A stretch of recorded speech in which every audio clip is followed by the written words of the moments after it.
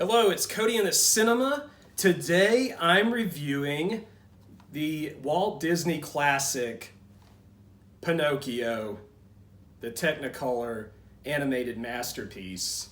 This is one of my favorite films. I consider this to be the best or one of the best animated films ever made. And it's a simple story. It's a story you probably already know to some extent. And basically, there's a lonely, creative old man, and he lives by himself. He has a cat and a goldfish, and he wishes upon a star for Pinocchio, this wooden puppet he's created, to be a real boy. And so most of the story is the process of Pinocchio coming alive and learning what is right, what is wrong.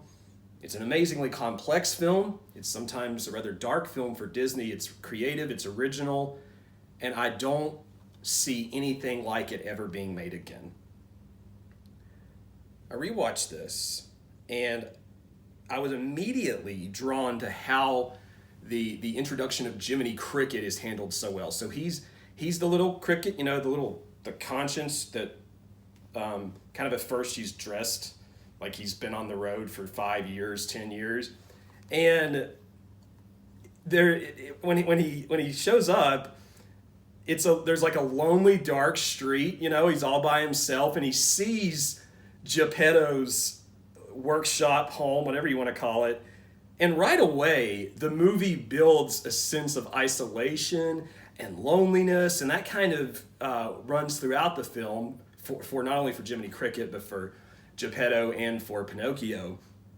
And I was kind of reminded as this develops, there are these overhead shots of the town, and I said, wait, this kind of reminds me of Faust, the German movie, the German silent movie, where there's this like devil, hovering over the town, and that's a brilliant way of introducing that perspective, of introducing the sort of supernatural elements of the movie. And I don't know if that eye in the sky, that God in the sky is meant to be there or not. I don't know how intentional that was, but for me, that's what I thought. So Jiminy Cricket, he goes into this workshop and he sees the puppet and the other characters, and Geppetto eventually wakes up. He realizes Pinocchio is alive. They dance. Some different comic interactions go on, and there are these like clocks that are famous in this movie, and they demonstrate the creativity of Geppetto.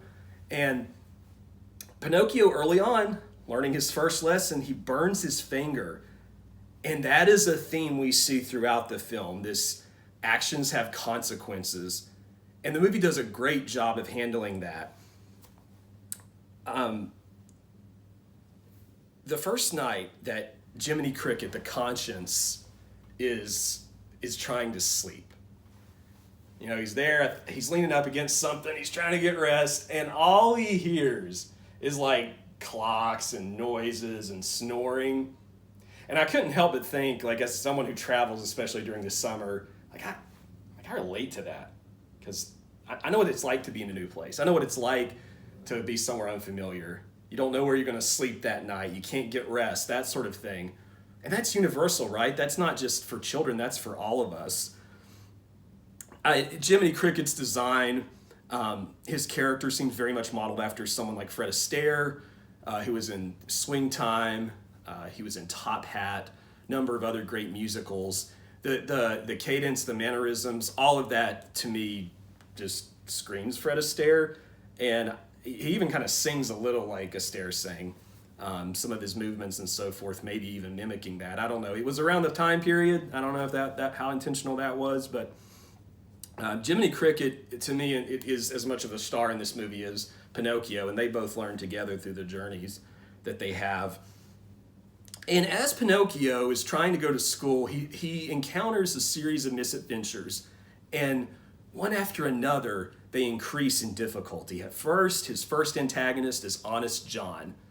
And then it's worse than Honest John, right? He deals with Stromboli, who's not a small-time swindler, but kind of a bigger time swindler. And then after that, he faces what is essentially, in my opinion, an organized crime boss who moves transformed boys into whatever situation they're going to be in. And finally, at the end, and dramatically, there's this well that he ends up inside of. It's kind of like he's in the Odyssey, right? He's like Odysseus, and he's like fighting Poseidon, the god of the sea.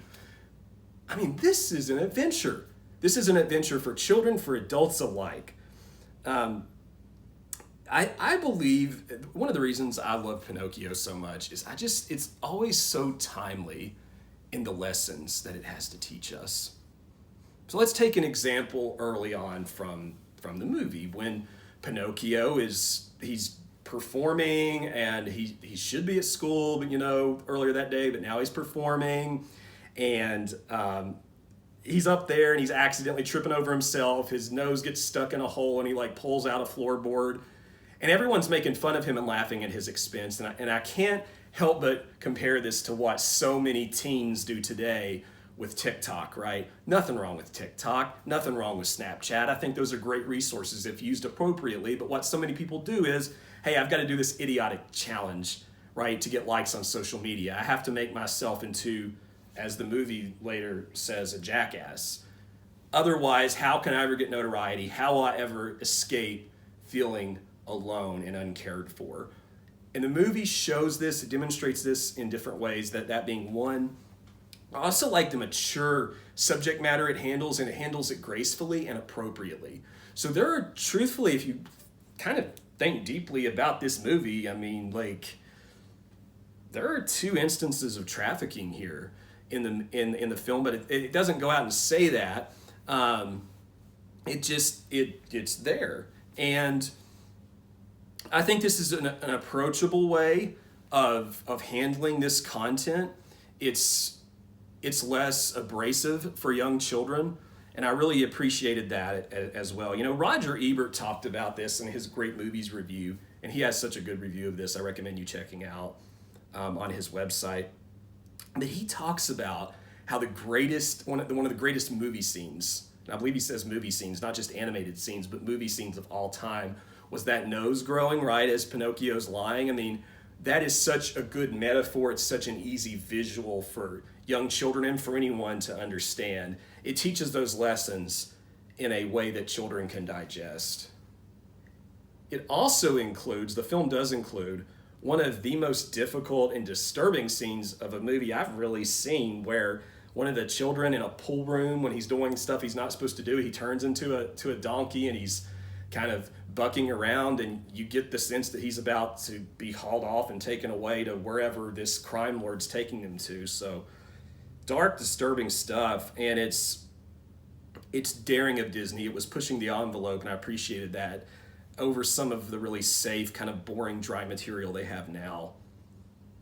Not everything is bombastic and over the top in this film. There's a great scene where the cat Figaro is like excited for dinner, and he's got there's salmon or fish, and there's just like butter on it. He can't wait to eat, but Geppetto says, nope, you gotta wait for Pinocchio, right? And it's these small lessons that unfold throughout that teach us as much as the large ones do. This is a great movie for all ages, but I wanted to kind of leave it here for adults. This is a lesson that applies to me especially right now on I think this is my 4th YouTube video. Patience in life is so important, and it's so hard to get right. You have to take the time and the effort to do things the right way. Don't try to get rich quickly, Don't try to make everything in life that's worth doing free, right? The hard things usually take effort. And that underlies throughout the story as it unfolds. So adults, this movie's for you. Children, this movie's for you. This is one of the best animated films ever created. What did you think? Did you like the movie? Maybe you think it's overrated, you prefer something else, do you love it like I do? Let me know in the comments below if there's any content that you'd like to see. Also, feel free to comment. As always, please like and subscribe. Thank you, and we'll see you next time.